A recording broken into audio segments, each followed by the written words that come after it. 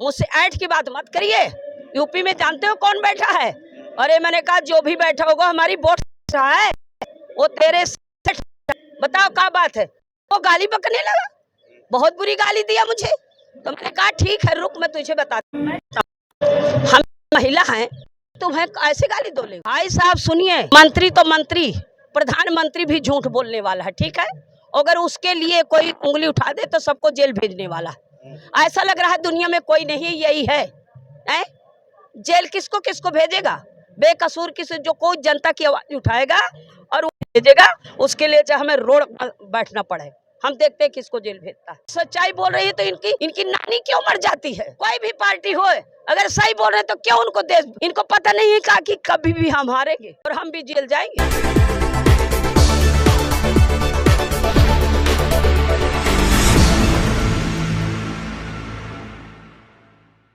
नमस्कार, नव जागरण लाइव में आप सभी का स्वागत है। मैं हूं राजकुमार अनुरागी। अभी हम जंतर मंतर पे हैं। गुलाबी गैंग, आपने नाम सुना होगा। गुलाबी गैंग की जो कमांडर हैं संपत पाल जी हमारे साथ हैं, जो चीफ हैं उनकी। और ये महिलाओं और बच्चियों के लिए लड़ाई लड़ने वाली महिला, आज इनके साथ अचानक क्या हो गया ऐसा कि इनको जंतर मंतर आना पड़ा, राष्ट्रपति को ज्ञापन देना पड़ा। और किस लिए ये यहाँ इकट्ठा हुई हैं, इनकी टीम आई हुई है हमारे साथ। तो ये जंतर मंतर पे क्या कहना चाहती हैं, अपनी बात कैसे रखना चाहती हैं, वो हम उनसे सुनवाते हैं आपको। तो मैम, आपका स्वागत है नवजागरण लाइव में। भाई साहब, मैं जंतर मंतर इसलिए आई हूँ कि ये सब हमारी हर जिले की कमांडर हैं और प्रदेश की ऊषा चिनौट हैं, चंडीगढ़ से हैं हमारी कांता जी, और सब बहनें हैं हमारी जितनी हैं। इनसे मैंने अपनी कहानी बताई कि एक मंत्री ने मोबाइल से गाली दे बैठा हमें फोन पे। तो ये पता नहीं था, लगता है कि ये बहनें हैं या कहा जाने, वो हम वीडियो रिकॉर्डिंग हमारे में आ गई। मैंने जब उससे कहा कि तुम गाली दे रहे हो, क्यों गाली दे रहे हो भाई? तो एक लड़की आई थी, वो 20 साल की लड़की है, और हर लड़की फोन से गूगल से सर्च करके मेरे पास न्याय मांगते ढूंढते आ जाती है। तो मेरा काम है न्याय दिलवाना। पर कोई भी लड़की जब आती है, मैं पहले थाने को सूचना देती हूँ। थाने को सूचना दी, उस लड़की को थाने ले गई और उसके माँ बाप को दरोगा ने बुलवाया। अब उसकी बाप की जिम्मेदारी है कि मेरी जिम्मेदारी बनती है, पुलिस की जिम्मेदारी है। उन्होंने क्या किया कि उस लड़की को 164 के बयान न करा के, ये पुलिस वाला वो माँ बाप के साथ नहीं तैयार हुई तो कम से कम 164 के बयान करवा के कोर्ट के थ्रू उस लड़की को जाना चाहिए। लेकिन पुलिस भी गुमराह करती है, ये वर्दी कस के ये गरीबों के लिए बैठे हैं। वो लड़की चली गई और वो अपना पता लगाते रहे। तो एक भूपेंद्र सिंह, भोपाल का रहने वाला है, मध्य प्रदेश, भूपेंद्र सिंह ठाकुर, वो अपने आप को मानव अधिकार राज्य मंत्री बता रहा है और बोले संपत जी वो लड़की कहाँ गई? मैंने कहा भैया कौन बोल रहे हो तुम? मैं राज्य मंत्री मानव अधिकार आयोग से बोल रहा हूँ। मैंने हाँ बताइए। अरे मैडम वो लड़की कहाँ गई? मैंने कहा कौन सी लड़की? उल्टा सीधा तो नाम बोल रहा था। तो मैंने कहा पहले नाम तो सही पता लगाओ। बोले नहीं नहीं। तो मैंने कहा एक लड़की आई थी, मैंने थाने में दी थी, उसके माँ बाप को बुलाया, वो उनका काम है। कहा दरोगा का नंबर दो। अरे मैंने कहा दरोगा का मैं नंबर देती हूँ तो तुम ही ले लो ना, मैं क्यों दूं? बिल्कुल, आप मंत्री हो। फिर एक महिला है कि मर्यादा को मैं तार तार थोड़ी करना चाहती कि सबको फोन से बताती हूँ। आप मंत्री हो, दरोगा से नंबर लीजिए। बोले सुनिए मैडम, मुझसे ऐठ की बात मत करिए। यूपी में जानते हो कौन बैठा है? अरे मैंने कहा जो भी बैठा होगा हमारी वोट है वो तेरे बताओ क्या बात है। वो गाली बकने लगा, बहुत बुरी गाली दिया मुझे। तो मैंने कहा ठीक है रुक मैं तुझे बताती हूँ। हम महिला हैं, तुम्हें ऐसे गाली दो ले? बस इतना मैंने कहा। फिर अपना बांधा टियाई, जिससे पूछा मैं नहीं जानती, वही बता रहा था। मैं उनसे पूछा, वो संपत पाल तो बड़ी अच्छी हैं, अब अपनी जुबान से ये बोल रहा है, और बहना मैं तेरे माफी मांगू, मैं तेरी रोटी खाऊं, मैं तेरे पैर छुओं, और तुम हेमा मालिनी और मैं रजनीकांत। मैंने कहा अच्छा, तो मैं हेमा नहीं बन सकती तो मैं रजनीकांत नहीं बन सकता? बहना मेरी माफ करो। मैंने कहा ऐसे नहीं माफ होगा, चल सदन में माफी मांग। और हमारी गुलाबी गैंग की जितनी महिलाएं हैं और सब बहन बेटियों के सामने माफी मांग, तुझे तभी बख्शूंगी। नहीं मैं नहीं बख्शूंगी। वो सगरे सिफारिश करवाता है पर मैं सुनने वाली नहीं हूँ। बस तो अभी आप क्या कहना चाहती हैं, क्या आवाज लेके इसको जेल जाना चाहिए, इसका मंत्री पद जाना चाहिए, और जितने बीजेपी के नालायक मंत्री हैं मैं तो खुलेआम चिल्लाऊंगी, इनको सबको ऐसे हटाना चाहिए। और ये पुलिस को गुमराह कर रहा था कि एसपी डीएसपी मेरे पानी भर रहे हैं। जब आप मैं रिकॉर्डिंग भेजूंगी आप सुन लेना क्या बोल रहा है। ये पुलिस भी इनके पानी भरेगी ना, ये जब भरेगी पुलिस इनके, जब इनके बुरे वक्त आएंगे तो फिर पुलिस भरेगी। इसका पानी डीआईजी भर रहा है, बताओ, बांदा डीआईजी पानी भर रहा है इसका। दुनिया में बेटियों के लिए बेटी बचाओ बेटी पढ़ाओ का नारा देने वाली सरकार, उसके खुद मंत्री ऐसे कैसे हो? भाई साहब सुनिए, मंत्री तो मंत्री, प्रधानमंत्री भी झूठ बोलने वाला है, ठीक है। अगर उसके लिए कोई उंगली उठा दे तो सबको जेल भेजने वाला है। ऐसा लग रहा है दुनिया में कोई नहीं, यही है, हैं?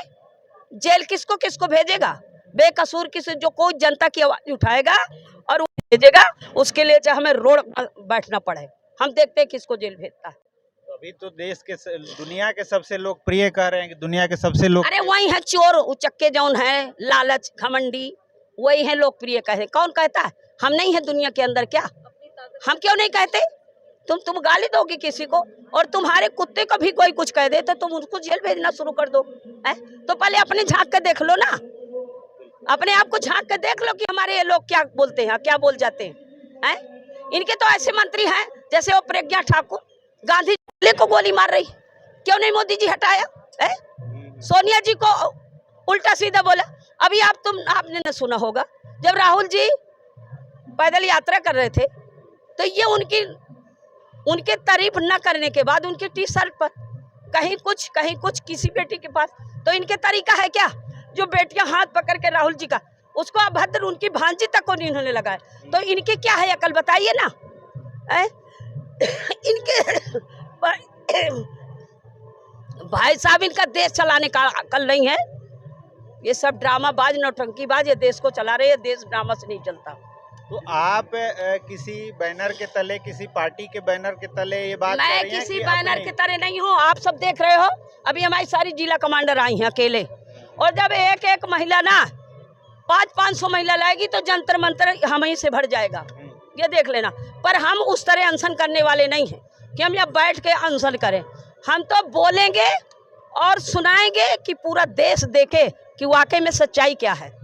हमारे पास सब तो, हम माँ हैं, हम बच्चे वाली हैं, हमारे बच्चे होते हैं छोटे छोटे, तो सब बहनें मेरी बच्चे वाली हैं, कोई पढ़ रही हैं, कोई कुछ कर रही हैं, तो अब इस तरह तो नहीं बैठ सकते ना, डर के नहीं बैठेंगे। पर मैं कह रही हूँ, मैं दुनिया के लिए लड़ रही हूँ, मैं अपने लिए लड़ाई नहीं लड़ रही हूँ। ये तो मेरी पार्टी से आपका लेना देना नहीं। अभी हम पार्टी की बात नहीं करें, फिर कोई भी पार्टी हो, अगर वो सच्चाई बोल रही है तो इनकी नानी क्यों मर जाती है?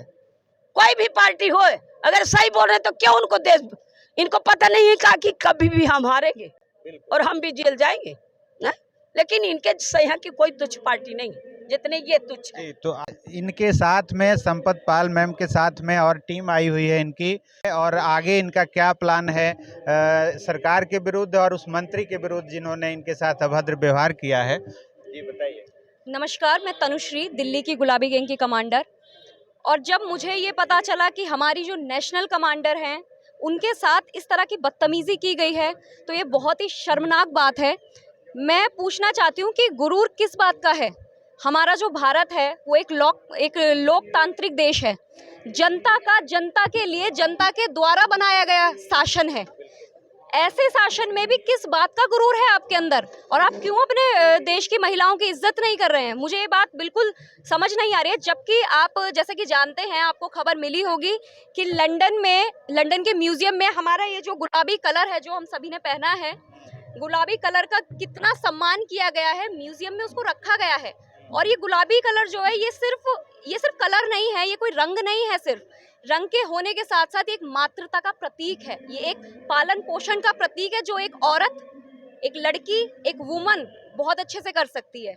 और हम लोग अगर मिलकर वो चीज़ कर रहे हैं, वो स्थापित कर रहे हैं, तो क्यों लोगों को लोग इस तरह का बिना सपोर्ट करे इस तरह की घटनाएं कर रहे हैं, वो भी हमारी नेशनल कमांडर जिन्होंने मैं इनकी तारीफों में मैं आपको बता भी नहीं सकती। आपने किताबों में पढ़ा होगा, साहित्य पढ़े होंगे इनके बारे में, मैं आपको बता भी नहीं सकती कि कितनी ज़्यादा, ये शब्दों से बयां करना बहुत मुश्किल है लेकिन मैं ये जानना चाहती हूँ कि अगर बाहर के जो इंटरनेशनल हैं, जो देश हैं, जो हमें सपोर्ट कर रहे हैं, तो हमारा इंडिया, हमारा खुद का भारत हमें क्यों सपोर्ट नहीं कर रहा? और महिलाओं को हमेशा क्यों गिराना है कि भाई मैं पुरुष हूँ तो मैं महिला को दबा सकता हूँ? आप गाली गलौज कर रहे हो, आपको शर्म आनी चाहिए। आप अपनी माँ की उम्र की इतनी बड़ी बुजुर्ग महिला के साथ गाली गलौज कर रहे हो, और गाली तो मैं बता भी नहीं सकती, मीडिया पर मैं नहीं बता सकती कितनी गंदे शब्दों का उन्होंने उपयोग किया था। मेरे साथ मेरी जो है हमारी उत्तर प्रदेश की कमांडर भी अभी मौजूद हैं। नमस्कार, मैं गुलाबी गैंग की उत्तर प्रदेश की कमांडर। जैसे ही हमें पता लगा हमारी मैडम को, जो राष्ट्रीय कमांडर जी है संपत पाल जी के, इन्हें अपशब्द कर बदतमीजी करी गई है, और फोन पे एक मंत्री ऐसे बदतमीजी बोल रहा है जो कि बीजेपी का है, और भूपेश, क्या नाम है इनका, भूपेश ठाकुर नाम है उनका। तो उन्होंने, जब हमने रिकॉर्डिंग सुनी तो हमें एकदम गुस्सा आ गया। तो हमने फिर ठान लिया, क्योंकि सारी एक एक कमांडर आई हैं अब, और जब हमारी सेना उतरेगी तो वो बहुत भारी पड़ने वाली है उसे, क्योंकि हम उसे इस्तीफा दिला के रहेंगे और उसको जेल करा के रहेंगे, नहीं तो हम बैठेंगे नहीं। क्योंकि गुलाबी जो उन्होंने गैंग पे उठाया है, और इतनी मात्र शक्ति के जो लोग खड़ी होती हैं, और जो हमारे साथ में जो बेटियां जुड़ी हुई हैं, अनमैरिड तक बेटियां हैं, तो वो किसी भरोसे पे जुड़ी हुई हैं, ना कि वो कोई नेतागर्दी से करती हैं या ना ही किसी का घर लूटते हैं। गरीबों की मदद के लिए है ये। तो हम चाहते हैं कि गरीबों तक की मदद पहुंचे, और गरीब, लेकिन हमारे साथ में जो कमांडर के साथ बदतमीजी हुई है, ये हम कतई बर्दाश्त नहीं करेंगे। हमारी सारी कमांडर जो भी हैं, सब जितना भी होगा, हम यहाँ पर भीड़ लाएंगे, और चाहे हमें धरना प्रदर्शन करना पड़े तो हम वो करेंगे। अभी ये एक तरह से इनका संकेतिक है धरना यहाँ पे जंतर मंतर पे, और ये संकेत देना चाहती हैं कि अगर सरकार ने इनकी बात नहीं मानी, उस मंत्री से इस्तीफा नहीं लिया, तो हम फिर पूरी संख्या में उतरेंगे, पूरी टीम के साथ जंतर मंतर पे उतरेंगे और अनिश्चितकालीन धरना करेंगे। यही है। इसके अलावा और क्या प्लान है आपका आगे? जब ऐसे सरकार जो खुद महिला विरोधी है, तो उसके खिलाफ आप 2024 में क्या लेके चल रही हैं मैम?